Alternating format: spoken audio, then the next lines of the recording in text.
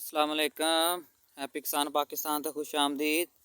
लो जी दोस्तों, अज मैं तुहानू ट्रेस दे विच बंद गोभी और फुल गोभी की नर्सरी लगाने का जिहड़ा तरीका है वह दसांगा।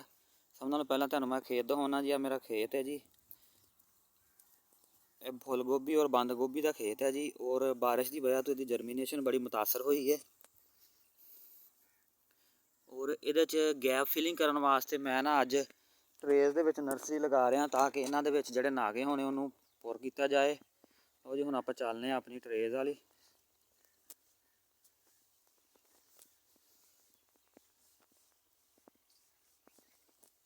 एक ट्रे दे विच सीड रखा जी।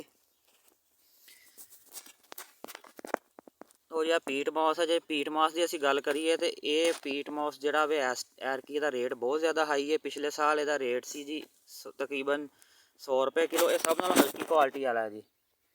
और एरकी का रेट चला गया जी 300 रुपये किलो ते। और ये जिहड़ा पीट मॉस है ये एक ट्रे दे विच अद्धा किलो इस्तेमाल होंदा, यानी कि 150 रुपये का खर्चा है एक ट्रे दे विच। और इहनूं खर्चे नूं कम करन वास्ते भाल रेत और मिट्टी का एक मिक्सचर बनाया है। और इन्हां दोनों चीज़ों को मिक्स करके ट्रे की फिलिंग कर रहे हैं जी।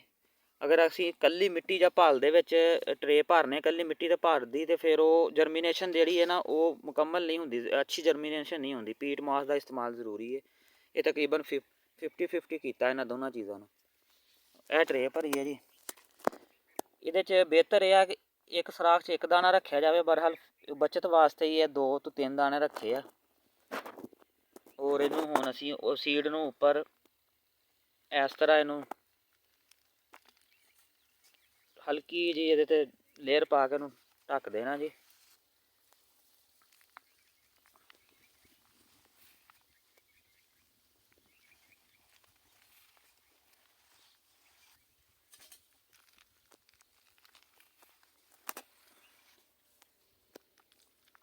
सीड को नंगा नहीं रहना चाहिए जी।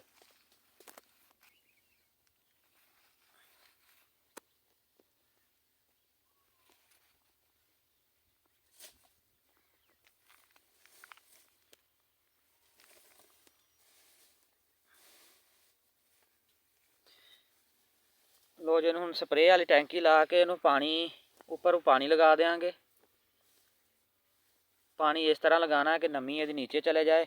और इनू क्यारियां दे विच रख के पद्धरी जगह ते जैसे ही ये जर्मीनेशन हो जाएगी उस तो बाद इनू फिर क्यारियां चो नीचे थानी ट्रेज नूं नीचे थानी इनू पानी देंगे। क्योंकि आ जिहड़ा सराख है नीचे इन्हां सराखां थानी इन्हें पानी चुक लेना।